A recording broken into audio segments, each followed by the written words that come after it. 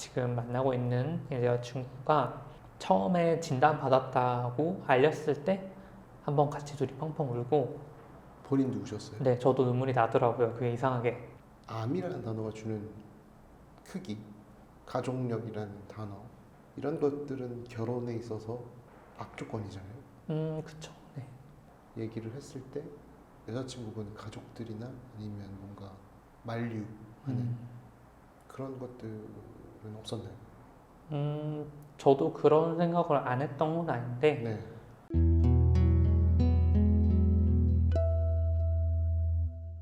안녕하세요. 안녕하십니까. 혹시 뭐 하시는? 저는 약사이긴 한데 지금은 통계학을 전공하고 있습니다. 대학원에서. 약사신데 네. 통계학을 왜? 원래는 제가 약사로 졸업을 하고, 원래 집은 대구라 가지고 이제 본가 쪽에서 대학병원 일을 좀 했었어요. 근데 하다 보니까 좀 안 맞는 것 같기도 하고, 좀 더 재밌는 일을 해보고 싶다는 생각이 들어가지고, 근데 뭘 하든 통계학이라는 게 어디든 다 쓰이니까 좀 그쪽으로 공부를 한번 해보면 어떨까라는 생각으로 그냥 막연하게, 정말 일면식도 없던 교수님한테 그냥 갑자기 메일을 보냈거든요. 제가 이런 사람인데 대학원 받아주시겠습니까? 그러니까 바로 전화가 오시더라고요, 교수님이. 그래가지고 딱 받았죠. 그랬더니 왜 오려고 하냐고, 왜 힘든 길을 걷냐, 약사로 편하게 살아라. 교수님은 정말 진심으로 만류를 하신 거였는데, 저는 그때 처음 듣고는 이거 괜히 좀 도전의식이 생기는데, 그럼 한번 해보자. 그때 교수님 말을 들었어야 되는데. 그러면은 보통 졸업하면은 약대생들은 뭘 해요? 보통은 약국 개원하고 뭐 아니면 병원을 간다든지, 또 소수는 제약회사 같은 것도 가고 그렇죠, 보통은. 그러면은 졸업을 하시고 네. 병원에서 네. 취직을 해서 네. 근무를 하시다가 그만두신 거예요? 그게 좀 사정이 있는 게, 네. 원래는 제가 약대 졸업을 하고 세계 여행을 가려고 했습니다. 네. 그래서 시작은 친구랑 같이 이제 뉴질랜드 여행을 가자 해서 표도 다 끊어놓고 숙소도 다 예약을 해놨었는데, 네. 코로나가 터졌어요. 네. 그래가지고 그때 어차피 이제 졸업하고는 본가에 있을 테니까 뭐 모든 계획이 다 어그러졌고 해외여행도 못 가게 생긴 거죠. 그래서 예. 뭐 하지? 하다가 그냥 병원 가서 일을 해보자. 그러다가 그냥 병원을 갔어요. 네. 그냥 취직을 해서? 네. 네. 그래서 그냥 일을 하다가 이제 1년 정도 하고, 그때 계약직으로 들어간 거라 가지고 네. 그냥 계약 기간 끝났는데 연장하겠냐 하시는데, 그냥 여기까지 일을 하고 그냥 다른 진로를 한번 찾아보고 싶다. 그래가지고 대학원을 가게 된 거죠. 근데 통계를 갑자기? 통계를 하고 싶었던 게, 저는 뭐 글 쓰고 이런 것들을 좋아하고, 그 다음에 좀 다양한 새로운 자극들을 되게 좋아하는데, 이런 것들을 좀 내가 처리하고 이해하기 위해서는 통계가 되게 필수적이라는 생각을 많이 했어요. 예. 그런 생각을 하고 들어갔는데 지금은 좀 엉뚱하게 살고 있죠. 네. 엉뚱하게 살고 있다는 말씀은? 일단은 제가 책을 3권 썼고요, 지금까지. 네. 예. 그리고 이제 중앙일보나 주간조선 같은 그런 매체에다가 이제 글도 계속 정기적으로 싣고 있는 좀 그런 활동들을 많이 하고 있죠. 그리고 나이가 몇 살이신가요? 저는 원래 91년생이고요. 그다음에 올해 한국 나이로는 원래는 33인데 이제 대통령님께서 한 살 깎아주셔가지고 32살인 거죠. 32살에 책을 3권? 네. 어떤 책이에요? 처음 낸 책은, 제가 약사다 보니까 그때는 그런 책이 없었어요. 그 약의 작용 원리를 좀 쉽게 설명해주는 네, 그런 책이 없어서 이제 오늘도 약을 먹었습니다라는 그런 책을 하나 쓰게 됐고, 네. 그 책이 다행히 좀 반응이 좋아가지고 그 다음은 이제 바이오 투자의 정석이라는 책을 냈는데요. 네. 그렇다고 제가 막 투자로도 좀 그런 쏠쏠하게 그런 건 있었지만, 이제 투자서라기보다는 그 제약 산업에 대한 걸 개괄적으로 설명해주는 그런 책이 또 없었거든요. 그래서 그거를 그때가 한창 개인 투자 열풍일 때니까 네.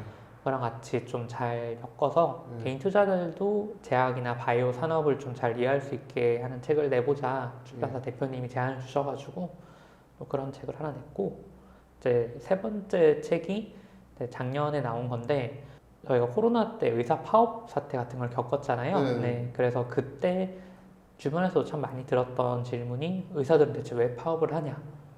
그다음에 뭐 의료 정책이 문제가 많다는데 뭐가 문제가 많은 거냐.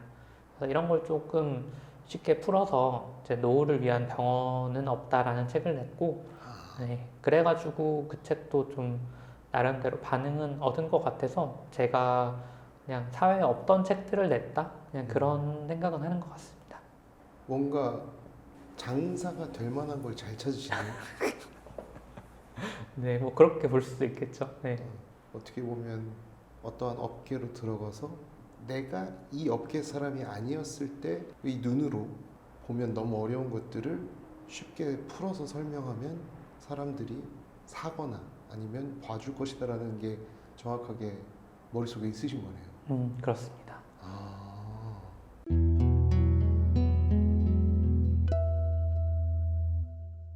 혹시 결혼하셨어요? 저 결혼은 이제 내년에 결혼을 앞두고 있습니다. 그러면은 여자친구분이 약사와 결혼하는 게 더 좋지 않나요? 여자친구 입장에서 봤을 때는? 그쵸. 이제 네. 제가 참 이런저런 일들을 많이 하고 있다 보니까 네. 오히려 좀 불안정한 느낌이 있었던 것 같아요. 저 스스로도. 그러니까 아, 본인 스스로? 네. 네. 이거 하다가 약간 재미가 없다 하면은 완전 딴판인 분야에 가서 또 그런 걸 할 수도 있고, 네. 약간 되게 정처 없이 떠도는 그런 게 가능하잖아요. 사실 혼자 살면은. 네. 그런데 지금 이제 결혼 앞두고 있는 여자친구를 만나고 좀 되게 안정감을 얻은 것 같아요, 저는. 그래서 그렇다고 막 엄청 제약한다기보다는 대충 이 언저리에서 제가 원하는 정도로 놀 수 있는 약간 좀 다시 되어주는 느낌이랄까? 그런 느낌을 받아가지고 그런 점에서 고맙게 생각을 하고요. 그래서 이제 좀 더 현실적인 것들 그런 것에도 좀 더 신경을 쓰게 됐죠. 좀 생활이라든지 아니면 뭐 벌이라든지 이런 것도 당연히 이제 결혼하면 제가 책임을 져야 되니까 일정 부분.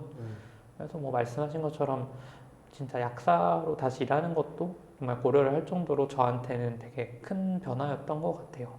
결혼을 한다는 선택이. 약대 졸업증이 있으면 다른 거 하다가 바로 약사가 될 수 있어요. 네, 그건 다시 할 수 있습니다. 어떻게 보면 좀 안정적인 열쇠 하나를 들고 있는. 네, 그쵸. 느낌이네. 일종의 보험이라고 하면 좀 그럴 수 있겠지만 네, 네. 뭐 언제든 제가 다시 하려면 당연히 다시 또 준비를 하고 공부를 다시 해야겠지만 네. 약사 일은 다시 할 수는 있죠. 아, 33세 결혼하는 게 요즘은 늦은 건가요? 주변에 비교해서 아니면 적당한 시기에 가는 건가요? 최근. 주변 친구들을 제 이제 또래 남자 친구들을 보면 지금 결혼하면 약간 이른 편? 네. 33인데. 네. 보통은 35, 아, 뭐 넘어서 하는 경우도 많고 네. 아예 30대 후반에 하는 경우도 많은 것 같기는 해요. 주변 형들을 보면. 왜 그러면 결혼을 좀 빨리? 저는 좀 여러 가지 이유가 있는데요. 네. 일단은 저는 아이를 갖고 싶다는 생각이 있어서 네. 그럴 거면은 제가 지금보다 한 살 나이 먹을수록 점점 더 사는 게 힘들어지는 게 느껴지는데 체력적으로 네, 네.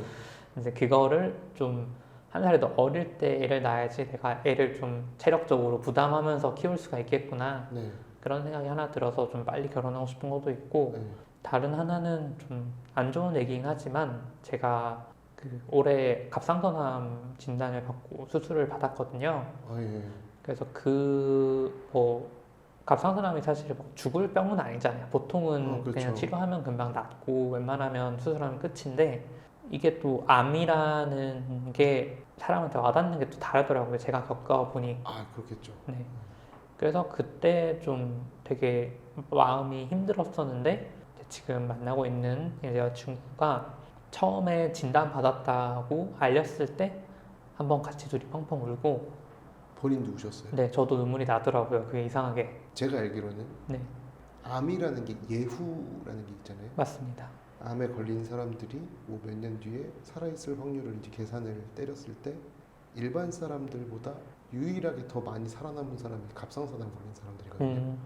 되게 아이러니한 건데 암이라는 단어를 이제 들었을 때 환자들이 제대로 살아야겠다라고 해서 각성하고서 더 잘 살게 되는 유일한 암이 갑상선암 아닐까라는 얘기를 미디어에서 이제 본 적이 있는데 약사 선생님이시면 이런 걸 잘 아실 거 아니에요? 그쵸. 근데 우셨어요? 그래서 저도 그게 잘 이해가 안 가는데 제가 학교에서 배울 때도 당연히 갑상선암 이런 것도 배우고 네. 뭐 그런 걸 했을 때 정말 죽거나 잘못될 가능성이 없다는 거를 누구보다 잘 알고 있다고 생각을 했는데 네. 그냥 그 순간이 뭔가 어쩌면 이런 큰 병에 걸릴 수도 있고 그러면 정말 낮은 확률이지만 죽을 수도 있다라는 생각이 드니까 그 다음에 어떻게 살아야 될 것인가? 이런 거에 대한 좀 생각을 그때 제대로 처음 해본 것 같아요. 죽는다는 게 뭘까? 내가 죽었을 때 나는 어떻게 기억될까 같은 이런 생각들이 갑자기 좀 연쇄적으로 와서 그런 좀 북받치는 걸 처음에 느꼈던 것 같아요. 그래서 여자친구분이랑 같이 우시고 네.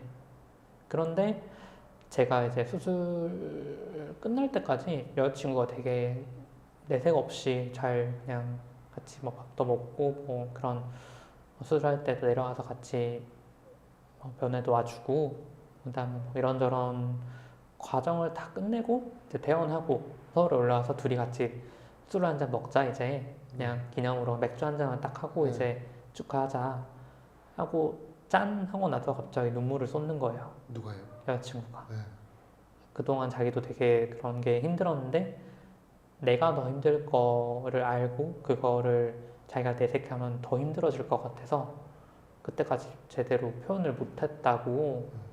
그래서 그때 좀 되게 고맙고 좀 미안하기도 하고 그다음에 지금 이런 일을 겪을 때도 같이 나랑 이 정도로 잘 버텨줬던 사람이라면 같이 평생을 살 수도 있겠다라는 그런 생각을 되게 많이 해서 빨리 결혼을 해서 안정적인 생활을 하고 싶다. 네, 그런 생각이었던 것 같아요. 암이라는 단어가 주는 크기, 가족력이라는 단어 이런 것들은 결혼에 있어서 악조건이잖아요. 그쵸. 네. 본인이 갑상선 걸린 거를 다 이렇게 공개적으로 얘기를 했을 때 여자친구분 가족들이나 아니면 뭔가 만류하는 그런 것들은 없었나요? 저도 그런 생각을 안 했던 건 아닌데 네. 그 정도 신뢰는 있는 사이라고 생각해서 얘기를 했었고 네. 여자친구도 그렇고 이제 장인어른이나 장모님 되실 분들도 그런 내색은 전혀 안 하셔서 네. 저는 좀 감사하게 생각을 하고 있습니다. 갑상선 진단을 받기 전에 네. 이제 어머님 아버님 이미 뵈셨어요? 그 진단 이후에 뵀죠. 갑상선암 얘기를 좀 해볼게요. 어떻게 알게 되셨어요? 그것도 제가 여자친구한테 되게 감사하게 생각하는 게 그 본인이 직장 건강검진을 하잖아요. 네. 그래서 그때 오빠도 같은 날 잡아서 같은 데서 하자. 네. 그래서 아니 내가 이제 32밖에 안 되는데 무슨 그런 걸 하냐. 뭐 그거는 35 정도 돼서 한번 해보면 된다. 근데 저도 막 그냥 다른 이제 전에도 병원 근무를 했으니까 네. 그때 간단한 그냥 건강검진 이런 건 다 했거든요. 네. 그래서 나는 뭐 특별히 더 문제 없을 거다 했는데 계속 가자고 강하게 얘기를 하는 거예요. 그래서 귀찮지만 그래도 뭐 한번 가지 뭐 해서 갔는데 건강검진 해보시면 아시겠지만 선택검사로 이상 뭐 고르라고 하잖아요. 네. 뭐 3개 중에 하나 고르고 B에서 네. 3개 중에 하나 고르고 이런 걸 하는데 네. 그래서 고를 때 뭐 하지 하다가 그때 심장 초음파 이런 게 있더라고요. 그래서 별 생각 없이 안 해봤으니까 이거 해보지 뭐 라고 골랐는데 갑상선암이 여성분들이 많이 관측이 되고 그 발병 사실을 알게 되는 게 여성분들은 유방 초음파를 많이 하거든요. 네. 유방암 위험이 있으니까. 네. 그러면 어차피 여기서 이렇게 검사를 하는 거 목에서 봐드릴게요 해서 이렇게 갑상선으로 가거든요. 그래서 갑상선에 뭐 있다 이렇게 여자분들이 잘 발견을 하시는 거예요. 근데 남자들은 갑상선 초음파는 거의 안 하거든요. 할 네. 일이 없으니까. 예. 근데 저는 그때 신장 초음파 하면서 그러니까 이것도 같이 봐드릴게요. 뭐가 있는데요? 진짜 이렇게 그냥 아무 증상도 없고 그냥 저도 인지를 못하고 있었는데 찾은 거죠. 어디 병원인가요? 중구 쪽에 있는 그 하나로 의료재단? 그래서 이거는 무조건 샘플 검사를 해봐야 된다. 그래가지고 주사바늘 같은 걸 이렇게 찔러가지고 조직 검사. 네, 조직 검사를 하시더라고요. 그래서 바로 그날이요? 네. 꽤 좀 크다고. 네. 네, 그래서 검사를 하고 기다리니까 이제 그 검사했으니까 이제 가시면 된다 했는데 어벙벙한 상태로 나왔죠. 네. 그러고 몇 주 정도 있다가 이제 검사 결과 나왔다 들어오시라. 네. 아, 들어오라고 해요? 네, 몇 주 있다가 네, 아, 다시. 그냥 우편으로 보내준 게 아니라. 네, 저는 갔었어요. 아, 오라고 하시더라고요. 네. 갔더니 그때 여자친구랑 같이 갔죠. 근데 암이다. 네.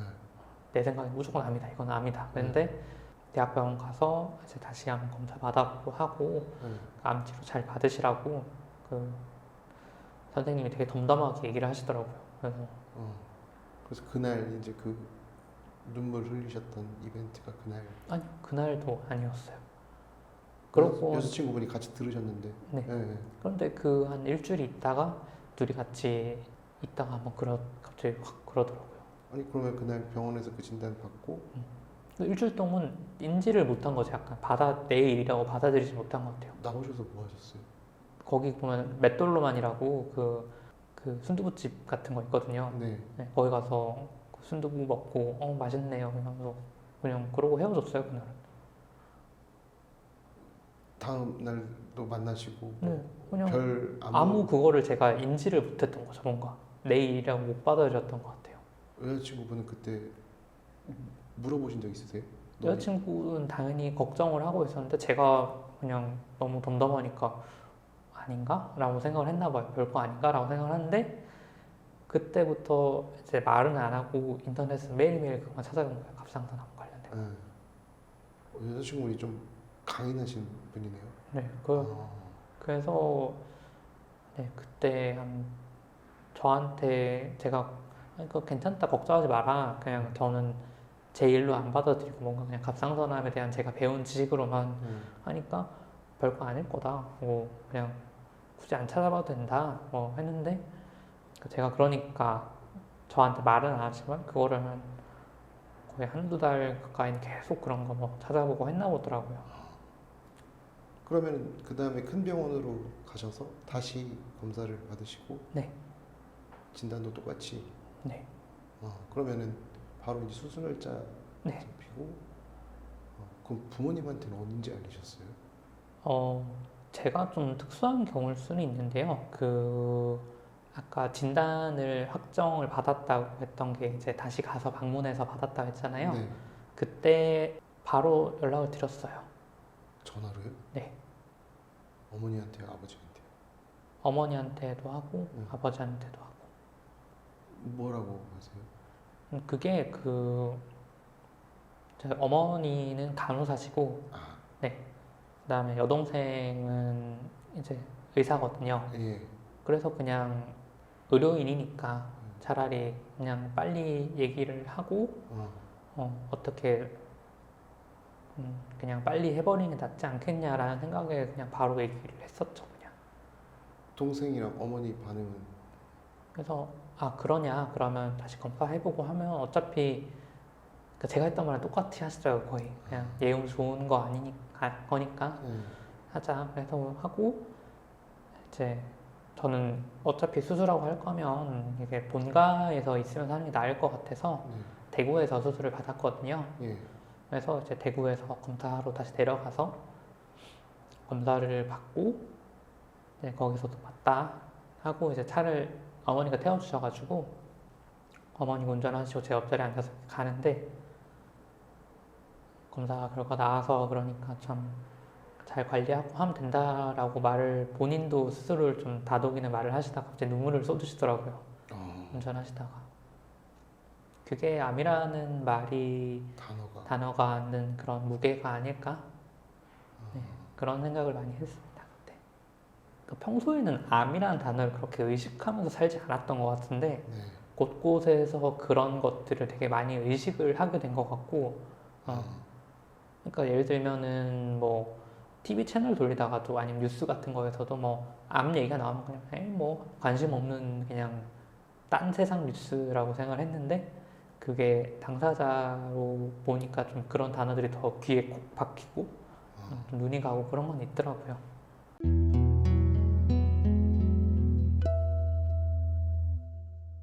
수술은 어떻게 진행돼요? 수술은 이제 입원하면 거의 뭐 길면 일주일 정도? 근데 보통은 한 3, 4일 정도면 퇴원을 하고 정말 그때 좀 신기한 경험이었던 게 그 영화 같은 데 보면은 왜 어떤 병원 들어가면은 천장에 불빛이 이렇게 착착착착착 스쳐가는 그런 카트에 실려가지고 가는 그런 게 있잖아요. 네. 그거를 제가 직접 거기 누워가지고 이렇게 이동을 하면서 똑같이 눈앞에 이렇게 빛이 막 스쳐 지나가는 병원 형광등이 보면서 아 이거 진짜 기분이 이상하다 그런 생각을 되게 많이 했고 마취 깨서 일어나니까 여기 안쪽에 여기를 째서 이렇게 수술을 하는 거다 보니까 네. 안에 피가 고일 수가 있다고 하더라고요. 그래가지고 관 같은 걸 이렇게 꽂아 놨더라고요. 네. 여기서 피가 있는 걸 좀 빼주는 그런 약간 기구 같은 거다. 그래서 목에 구멍 뚫어서 약간 빨대 같은 게 나와가지고 이렇게 그걸 계속 달고 며칠 있다가 퇴원을 했죠. 아파요?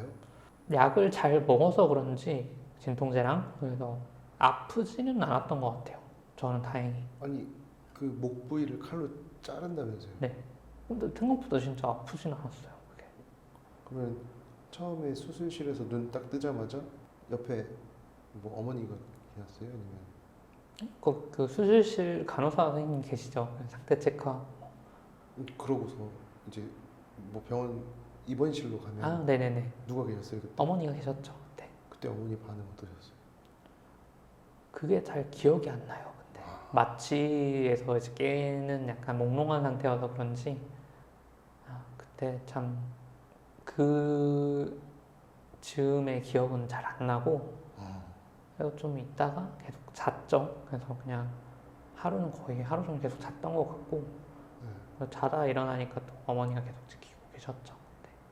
지금은 어떠세요? 지금은 뭐 그런 건 없고요. 네. 갑상선암은 끝나고 나면은 요오드 치료라는 걸 하거든요. 네. 식이 조절하면서 요오드가 안 들어가는 음식만 한 2주 정도 먹다가 그 병원에 또 3일 정도 갇혀가지고 그 방사능 알약을 하나 먹습니다. 예. 네, 그러면은 이제 남아있는 그런 갑상선 암세포를 죽여주는 그런 약이라 가지고 그거 먹고 또 한 일주일 정도는 웬만하면 사람 안 만나도록 왜냐면 제 몸에서 방사능이 막 나오기 때문에 네. 뭐 후쿠시마 오염수 같은 걸 먹은 거죠 약간. 요오드가 들어간 음식을 왜 못 먹게 해요? 그게 어떤 식이냐면요.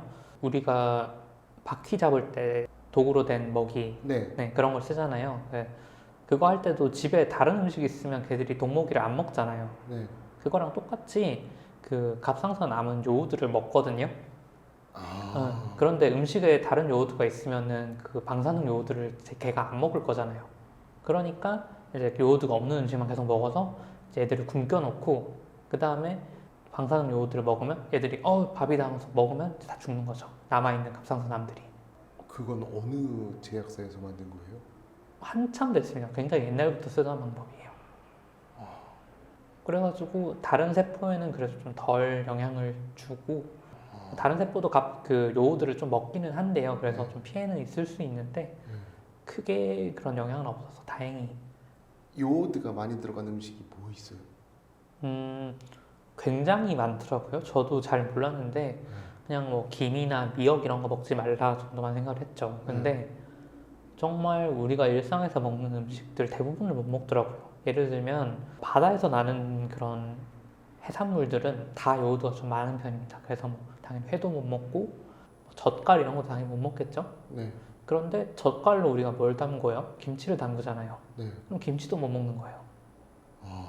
그 다음에 뭐 우유 같은 데도 좀 많아서 우유도 못 먹고 그래서 고기에도 적당량이 들어있기 때문에 좀 식이 제한을 해야 되고 그럼 뭐 드셨어요? 그래서 탄수화물로 먹거나 단백질도 좀 적당히 양 조절해서 먹고 그다음에 야채류 많이 먹으라고 차라리 거의 좀 이상한 그런 식단을 하는 게 되게 생각보다 되게 고통이더라고요.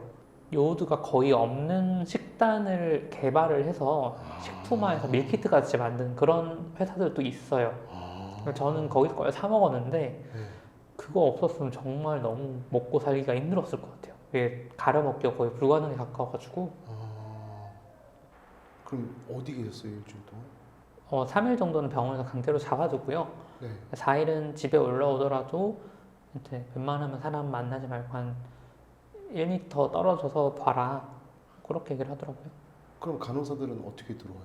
아, 그래서 그게 되게 병실에는 저 혼자 있고요. 네. 그게 아픈 건 아니에요. 저한테 무슨 아프거나 그런 걸 하는 거 아니고 그냥 제 눈에 보이지 않는 방사선이 막 나오는 거니까 네. 나무로 된 철문 같은 게 달려있는 네. 근데 거기가 이중문이에요. 그래서 네. 교도소처럼 바깥문 열고 식사를 놓고 바깥문 닫고 그럼 저는 안쪽 문 열고 식사 넣고 그러니까 이렇게 갇혀 있는 거죠 며칠. 뭐 하셨어요? 그때 그래도 책 가져가서 책 보고 네. 휴대폰 보고 그냥 그런 거만 했죠.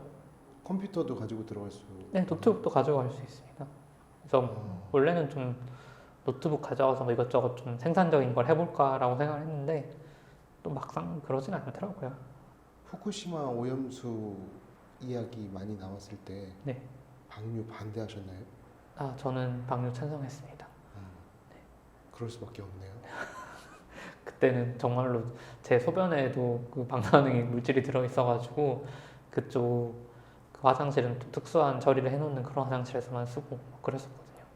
그 오줌이 후쿠시마 오염수보다 더 강했겠네요. 뭐 그랬을 것 같습니다. 저도 잘은 모르겠네요.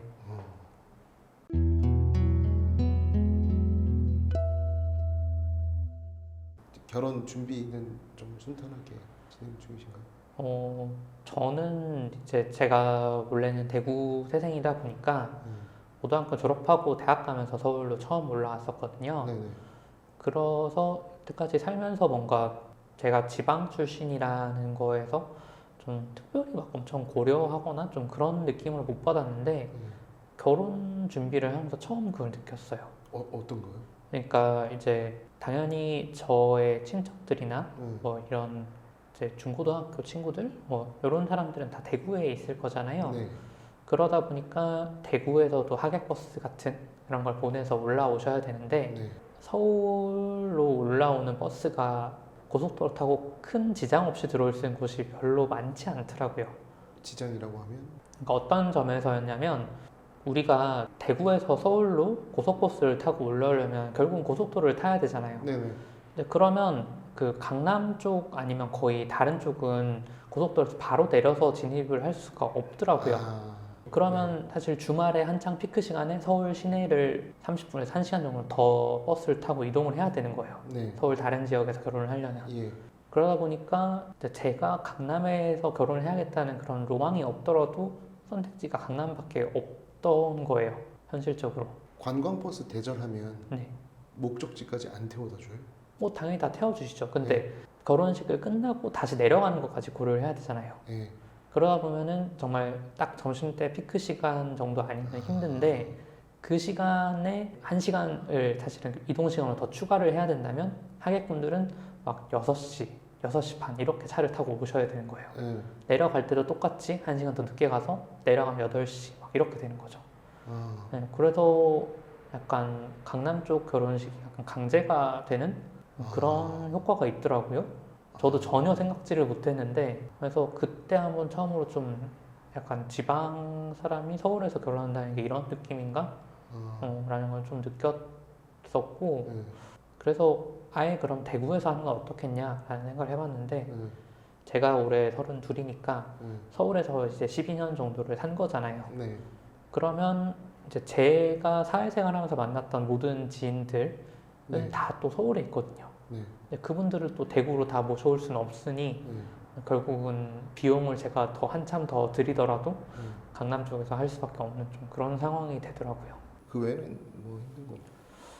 그거 말고도 사실 결혼 비용 자체가 너무 올라간 게 있으니까 네. 제일 큰 게 어떤 비용이에요?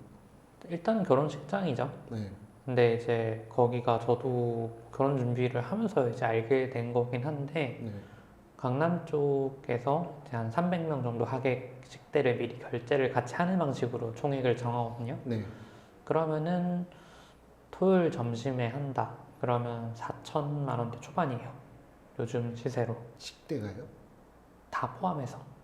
그러니까 300엔 식대 포함으로 대관이랑 이런 거 다 해서 하면은 네, 그냥 4천만 원대 초반인데 사실 우리나라 중위 연봉이나 평균 연봉이 한 4,100만 원 정도 하더라고요. 네. 4,200? 뭐 이 정도씩 하는데 그러면 이게 내 연봉 이상을 결혼식 한 번에 다 꼬라박아야 된다는 말이거든요. 네. 근데 그거를 내가 결혼식 하루에 다 태운다? 네. 그 정도 결심을 보통 사람들이 하기가 쉽지가 않을 거기도 하고 네. 이제 결혼식이 끝이 아니잖아요.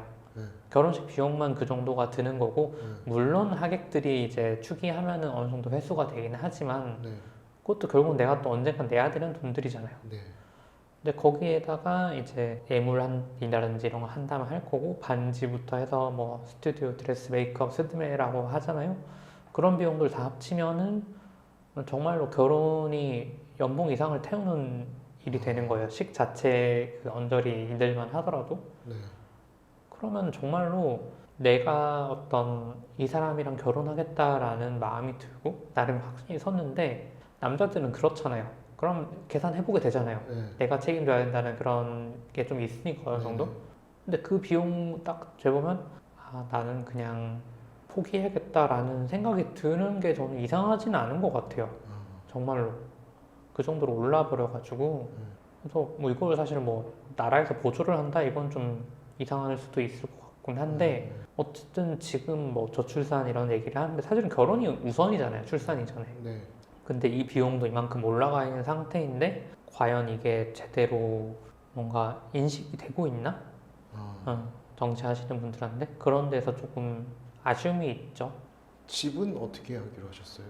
그것도 참 문제인 게 네. 요즘 뭐 집값 많이 꺾였다고 얘기는 하지만 네. 사실 그 문재인 정부 초기에나 이때랑 비교하면 정말로 지금도 많이 높은 상태이긴 하고 그렇죠. 또 지금은 금리가 엄청나게 많이 오른 상태잖아요. 네. 그래서 시작을 아파트로 하려고 하면은 굉장히 부담스러운 금액을 계속 월급에서 까면서 그 대출 이자를 내야 되는 거고 네. 그게 아니고 뭐 빌라로 간다고 하더라도 그러면 요새는 또 빌라 쪽은 전세 사기 때문에 정말 난리잖아요. 네. 근데 그게 아니라는 거를 확신을 할 수가 없으니까 네. 또 불안 요소가 너무 많은 거예요. 예. 그래서 저희는 제가 이제 본가가 대구다 보니 처가 근처에 살아야지 그래도 여러 좀 도움도 받을 수도 있을 것 같고 네. 뭐 그래서 그 근처로 그냥 찾아보고 있는데 아직은 좀 막막한 상태입니다. 약사에게도 그렇- 막막한 일인가요? 약사로 제가 일을 하고 있지 않긴 하지만 네. 주변에 약사로 일하는 친구들 얘기를 들어봐도 네. 그럼 친구들한테 월급이나 이런 걸 대충 시세를 아니까 네네. 근데 그 금액 받아도 사실 서울에서 집을 구해서 사는 게 신혼부부가 특히나 나중에 자녀를 계획을 하고 있다면 최소한이 방은 2개, 3개는 있어야 될 거 아니에요. 네. 근데 그런 주택을 하기가 정말 부담스러운 게 사실이죠. 물론 그런 외곽으로 나가면 되긴 하지만 네. 서울 안에서는 힘든 거고 아마 경기도권까지도 생각은 해야 되지 않을까? 이런 문제를 예비 신부님이랑 얘기를 자주 하시나요? 그런 얘기도 계속 하고 있는데 네. 여자친구는 더 작은 데로 좀 외곽에서 해도 괜찮다라고 네. 얘기를 하고 네. 주니까 좀 제가 좀 고맙고 미안하기도 하고 네. 근데 또 그런 생각도 안 들 수도 없더라고요. 기왕이면 시작부터 좀 무리를 하더라도 근데 나중에 또 계속 더 오를 게 뻔하니까 네. 그런 게 맞지 않나라는 생각도 들고 그래서 좀 복잡한 상태입니다.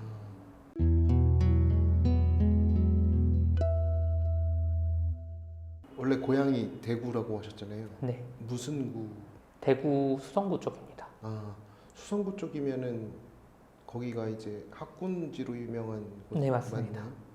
그러면 학군지라는 개념도 지금 신혼집을 구하시는데 머릿속에 넣고 계시나요? 그것도 이제 어쩔 수 없이 고민을 하게 되더라고요. 예. 사실 이제 제가 30대 초반 그냥 혼자 사는 남자니까 네. 그럼 사실은 어디 살아도 별로 상관이 없긴 하잖아요. 네. 그 보통 뭐 신체적 위협을 당한다 이런 가능성도 뭐 어디 정말 좀 험한 동네 아니면 크게 없을 거고 그런데 이제 아이를 낳는다고 생각하면 결국은 교육도 생각을 할 수밖에 없으니까 네. 뭐 그렇다고 또 막 엄청 비싼 학군지까지 갈 수 있고 이런 건 아니겠지만 네. 근데 그런 것도 장기적으로는 이제 계속 고민을 해야 될 것 같더라고요. 학군지라는 거에 대한 정의가 정말 제각각이거든요. 그쵸. 학군지라는 걸 뭐라고 생각하세요? 왜냐하면 아이를 갖고 싶다고 아까 말씀을 하셨기 때문에 보통 요즘 사람들은 아이를 갖겠다는 생각을 많이 하진 않잖아요. 그쵸. 아이를 갖겠다는 생각을 하시는 분이면 생각보다 멀리 고민을 해놓으셨을 거라는 거예요. 그런 사람들에게 학군지라는 건 어떤 개념으로 다가오는 건가요? 이게 참 어려운 게요. 교육을 생각하면은 정말 요즘은 거의 유치원부터도 좀 그런 얘기들도 나오잖아요. 뭐 네. 영어 유치원을 보내야 되느니 마느니 네, 뭐 네. 이런 얘기까지 나오는데 저는 그 정도까지는 좀 과한 욕심이지 않을까라는 생각은 있고 이제 저 같은 경우는 이제 아까 제가 대구 수성구 출신이라고 얘기를 했는데 사실 고등학교 올라가면서 그쪽으로 약간 부모님이 무리해서 이사를 가신 거거든요. 네, 그때 저는 고등학교 때 처음으로 학군지라는 곳을 가서 공부를 해봤는데 네, 아직도 좀 충격이었던 게 1학년 1학기 기말고사였어요. 네, 수학 시험을 봤는데 네. 저는 배우지 않은 게 나오는 거예요. 아, 수학 문제로. 네. 그래서 그때 이제 공부 잘하는 친구한테 야 이거 어떻게 푸는 거냐 나는 안 배운 건데 그러니까 아 그거 2학년 1학기 때 배우는 거야 네. 라고 얘기를 해주더라고요. 그러면 그거를 시험에 내면 안 되는 거 아니야? 근데 여기 애들은 보통 들어오기 전에 한 1, 2학년치는 다 공부를 미리 하고 와서 시험을 그렇게 내는 거라고 그때 저는 되게 충격을 받았었거든요. 네. 그런 경험에서. 그래서 이게 남들이 다 미리 하고 있으면 나도 미리 안 할 수가 없겠더라고요. 그런 상황에 던져졌을 때는. 예. 그래서 최소한 중고등학교 정도에서 적당 수준 이상의 학업이 가능한 동네가 학군지가 아닐까? 초등학교까지는 잘 모르겠어요. 물론 중학교도 좋은데 가려면 초등학교 해야 하는데 이거는 너무 과잉인 것 같아서 그 정도 느낌이 저한테는 학군지인 것 같습니다. 생물 전공하셨고 네, 약대를 나오셨으니까 그 누구보다 염색체, 네. 유전에 대한 지식이 일반인보다 높으시잖아요. 학군지가 중요해요? 본인이 중요해요? 이거는 좀 더 노골적으로 얘기하자면 피가 중요해요? 환경이 중요해요? 타고난 머리가 중요하냐, 환경이 중요하냐? 그렇죠. 음, 그 전공에서 지금까지 10년 정도를 그래도 전공 필드에서 전문성을 쭉 쌓아오셨잖아요. 게다가 본인 전공 외에 기초학문, 통계학이라든가 생물이라든가 이런 걸로 다양하게 경험을 하신 입장에서 봤을 때 피냐 환경이냐. 그런데 이게 참 뭐랄까 좀 어려운 문제인 게요. 네, 예를 들어서 내가 정말 똑똑한 머리를 타고 태어났다. 네, 라는 걸 만약에 전제를 했을 때 그러면 보통은 부모도 그런 똑똑한 사람인 경우가 많거든요. 그렇죠. 그러면 그 사람들은 어릴 때부터 그런 좋은 가정 환경에서부터 그런 학습이나 이런 게 시작이 된단 말이에요. 네. 그래서 그거를 환경과 완전히 분리하기가 좀 힘든 게 있어요. 그래서 제가 알기로는 그런 연구들에서도 좀 이게 불분명하게 나오는 경우가 많은 것으로 알고는 있는데 그런 걸 고려하더라도 타고난 요인이 조금 영향이 더 있다. 그런데 그게 모든 것을 결정하진 않는다는 거거든요. 그래서 바꿀 수 있는 부분만큼은 그게 적지 않은 부분이고 그거를 바꾸려고 노력하는 게 그냥 삶이 아닐까? 좀 그런 생각은 합니다, 저는. 피와 환경 네. 몇 대 몇으로 보세요? 저는 공부라는 것만 한정한다면 네. 한 6대 4 정도는 되는 것 같아요. 그런데 제가 지금까지 살아와서 경험해본 어떤 사회적 성취나 이런 것들을 고려하면은 피는 영향이 한 3 정도도 안 되는 것 같아요. 아 그래요? 네. 그러니까 제가 삶에서 중요한 결정들을 여러 번 내렸을 거고, 그 다음에 어떤 중요한 사람들을 여러 번 만났을 거고, 근데 이게 어떤 명확한 인과에 따라서 한 것도 아니고, 제가 혈통이 좋아서 뭐 그런 것도 아닌데, 저는 그게 대부분 좀 우연적인 경우였다고 생각을 하거든요. 예. 저는 그런 우연적인 기회에서 내가 그 기회를 딱 낚아챌 수 있는 실력을 평소에 기르는 것까지는 피가 한 6, 그 다음에 환경이 한 4 정도 되는 것 같고 그 이후에는 어차피 정말 노력과 우연이 뒤섞인 영역이라서 그렇게 따지는 게 큰 의미는 없는 것 같긴 합니다. 그래도 기왕이면 통제할 수 있는 조건을 조금 더 노력을 해서 바꾸려는 게 사람 심리다 보니 학군지까지도 찾는 거죠.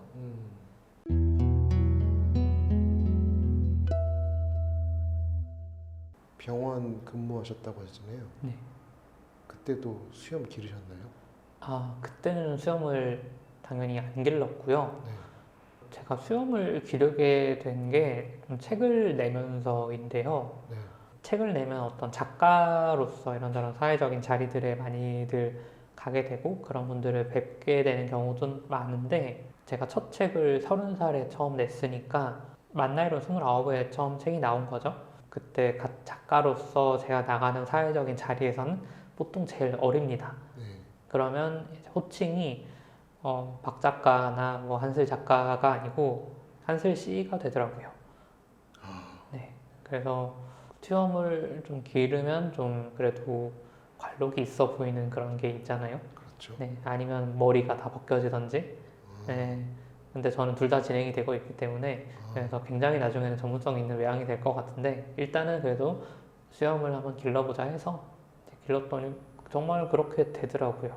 보통 수염 기른 분들이 센 분들이 좀 많으니까 그런 거 아닐까요? 그것도 맞는 것 같습니다. 예전에 뭐 강기가 보현 이런 분들 수염 이만큼 기르고 막 한복 입고 다니면 누가 건드리겠어요. 그런 것도 있을 거고 좀 그냥 문화적인 그런 요인도 좀 있는 것 같아요. 수염을 기른다는 게 뭔가 어른 이런 느낌이 좀 있는 느낌? 예. 또 수염 없으면 생각보다 조금 앳돼 보이는 얼굴이거든요. 네. 그렇게 인상이 강한 편도 아니고 근데 네. 수염 기르고부터는 확실히 좀 인상이 강해졌다는 그런 얘기는 많이 들은 것 같습니다. 여자친구는 반응이 다행히 기른 상태에서 만났고 그래서 그것도 괜찮다고 해서 만난 거니까 하는데 이제 결혼 앞두고는 물어보긴 하더라고요. 결혼식장에도 정말 다 기르고 갈 거냐. 그래서 뭐라고 하셨어요? 그래서 그럴 거다라고 했더니 알겠대요. 그냥. 부모님은 부모님도 뭐 알겠다고 하시고 네. 그 보수 대구에서 네, 그런 건 뭐 하긴 강기갑 씨도 경상도 분이시죠. 오늘 이렇게 처음 본 사람이랑 사생활 이야기를 깊게 해주셨는데 어떠신가요? 색다른 경험인 것 같습니다. 뭔가 좀 이게 오히려 가족이나 친구들하고는 이런 얘기를 하기 좀 애매했던 경우들이 있잖아요. 네. 좀 얘기하기 껄끄러운 느낌이 들 때도 있고 네. 근데 물어보기 힘든 것도 있고 네.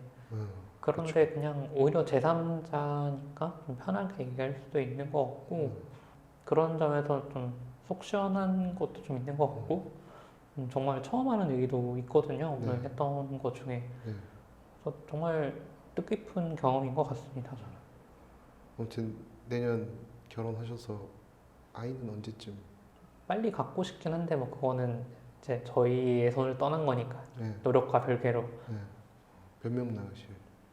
저는 2명 그리고 만약에 둘이 성별이 같다면 3명까지는 한번 3명까지 갔다면 4명은 허락을 안 해줄 것 같습니다. 용서가 더 수고하셨습니다. 네.